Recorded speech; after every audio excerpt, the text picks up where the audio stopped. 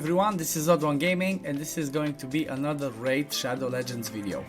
Today's video we are back at it, showcasing another Bateater team with a different DPS. This time we're going to bring one of the OG DPSs that used to be the best DPS for the Bateater, and that is Dracomorph.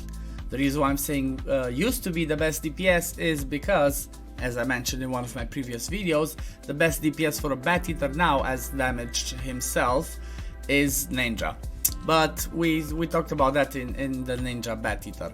So this type of team requires, like the Bateater team basically is called a Bateater because of the Seeker and obviously the two man-eaters. And what this one basically makes us use is have unkillable all the time on ourselves, and at the same time have increased attack almost all the time from Seeker, and go at a 2-to-1 ratio without needing to do any setup or anything like that. If you just put the right presets and it goes on full auto. In order for this type of team to work, for the Bateater team to work, in case you haven't seen my other videos or you don't know how this one actually works, is you need the man-eaters to have their A3 booked, you need the Seeker to have the A2 booked, and you need the Painkeeper to have the A3 book. The reason why I need all of these books is because you want to get those cooldowns down so everything falls into sync perfectly.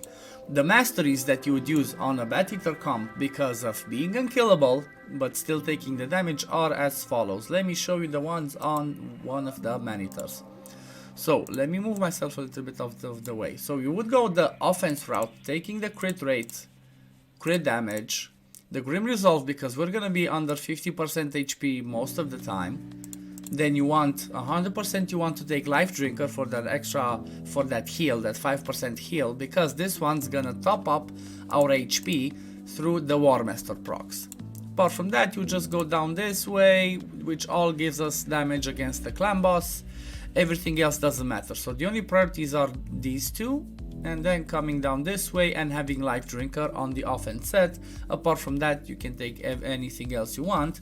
And on the defense tree, the only mastery that we really care specifically for the Bateater is taking the taking the Retribution Mastery. This one basically gives us a chance to counterattack and do extra damage with the War Master procs every time we take a hit. So on Ultra Nightmare, at least after like turn 10 or 12, this one can proc almost every single time we get the AoE if we have over 25% HP.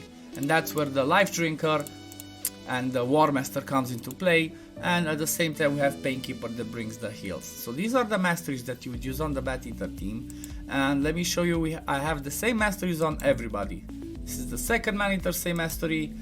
Seeker, same thing. Seeker has just a little bit something different because I use him in my actual clan boss team, which is the Mythfu.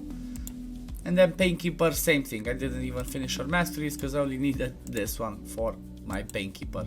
And for Dracomorph you would take exactly the same thing, but I didn't do that. I have these masteries because, again, these are the masteries that I use on my Dracomorph for my Mythfu comp. So because I took this one on the Mythfu, there we used block damage, so we don't take any damage, we're always gonna have full HP. So I'm losing a little bit of damage from not taking Grim Resolve, and honestly I'm losing a lot of damage from not taking the Retribution. Like every time he procs the Retribution, he would do like, it's 20% less damage though, so when you do a counterattack you attack with 20% less damage, but still, you can still proc the War Master, and Draco's A1 hits really hard. What do I mean by that is because this is what the skill says. Damage increases by 10% for each debuff on the target. So basically most of the time the debuff bar will be full. He puts up 4 poisons for 3 turns, and he also brings decreased defense and weaken. So he puts up these ones, then he comes and puts the poison, so if he does his A2 twice, full debuff bar, therefore his A1 will do max potential on the damage. That's the reason why Draco used to be insanely good and he's still insanely good champion, but like this is why he used to be the best one for the clan boss because of the AoE, decreased defense and weaken, which obviously it's single target on the clan boss, and because of the damage brought up by the poisons. Like poison damage, HP burn are one of the best ways to easily do damage on the clan boss. Like every poison, like if it's on its own, if it's the 5% one, does 50k damage per tick. And like for example, the toxic set ones, which don't require accuracy to place, are 2.5%, and those ones do 25k, and like the HP burn does 75k per tick. So that's why he's really insane. Apart from bringing the poisons to like stack up the debuff bar, he brings a decreased defense and weaken, which ramps up the damage for everybody else. Not only does it ramp up the raw damage, like from simple physical hits, which most of the champions do, but at the same time it ramps up the damage of the War Master, or if you bring somebody with a Giant Slayer. So if you don't have decreased defense or weaken, or like if you don't have any of them, or like if you don't have one of them, the damage changes. If you have both of them, you do max damage possible with the War Master procs. So let me show you the speed. So on the fast Maneater, I put random gear just for damage. 265 speed, this is the minimum that you need, 100% crit rate, 3.5k attack, and 194 crit damage. It's honestly the way that I build my champions now is just I took the gear, I tried to not get the best gear that I have on my account. I just clicked, I just used the optimizer and selected to give me gear that's already maxed and not used by anybody. The second Maneater, the slower one, 241 speed, 3.5k attack, 263 crit damage. Obviously on this one we could get a bit more crit damage because he's a bit slower. Then on Seeker, funny enough, he is in a Swift Parry set. You don't want a Swift Parry set, just this was the gear that it gave to me like last time when I built my previous Bateater. That gave me my max damage. Seeker's running at 251 speed, 100% crit rate, 4k attack, 256 crit damage. Seeker can be slower, he doesn't have to be this fast, but the reason why you want to make Seeker be at least 248 is because you want to have a speed difference between Seeker and Painkeeper of minimum of 8. If you do not have that, then you cannot run Retribution Mastery on Painkeeper and you lose on about like 2 to 3 million damage from the Retributions and the War Masters. So that's why I always recommend get your Seeker to 48 to 50, like maybe even if you have like 10, 11 speed difference, that's fine. Just make sure you have that speed difference between them. And Painkeeper at 240 speed, 3.1k attack, 2.2k defense, 249 crit damage, obviously 100% crit rate. Reason why I mentioned defense as well for her is because her damage scales from attack, defense, and HP if you look at her kit. So the A1 scales from defense and attack, the A2 scales from HP and attack, and A3 obviously doesn't hit. So the way that I did it is I went on the optimizer, same thing, used gear that was already maxed, and I didn't need to take from anybody else, and I put to optimize for the A1. Why is that? Is because she's going to use the A1 more often, not just because of having these two skills on cooldown, but because of the Retribution Mastery. Again, talking about this Retribution Mastery a lot because this one gives us a lot of extra damage. So the Retribution Mastery basically makes your champion counterattack with the default skill, which is the A1. So I have rambled enough. Let me just go and show you the preset. It's pretty standard, just like the other ones. Let me just go. Oh, I don't have a key. Bloody hell.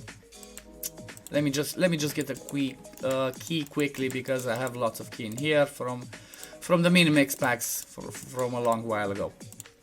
So the presets are as follows. Let me go in and show you. So we have the fast Maneater.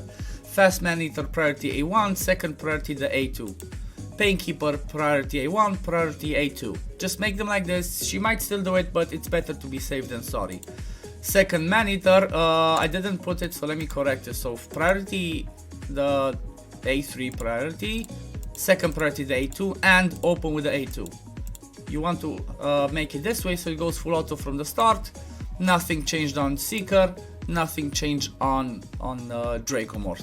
So I already pre-recorded the run earlier. I'm gonna play it through and we're gonna come back at the end and show you how that one went. Be right back.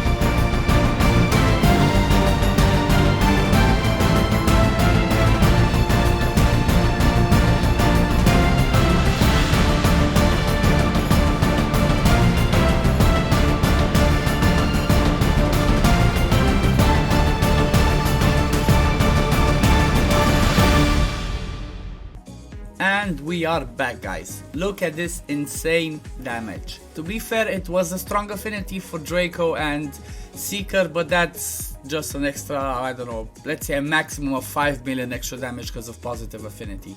Still, we managed to do 93 million damage. This team is pretty insane. Obviously, Bateater itself is crazy.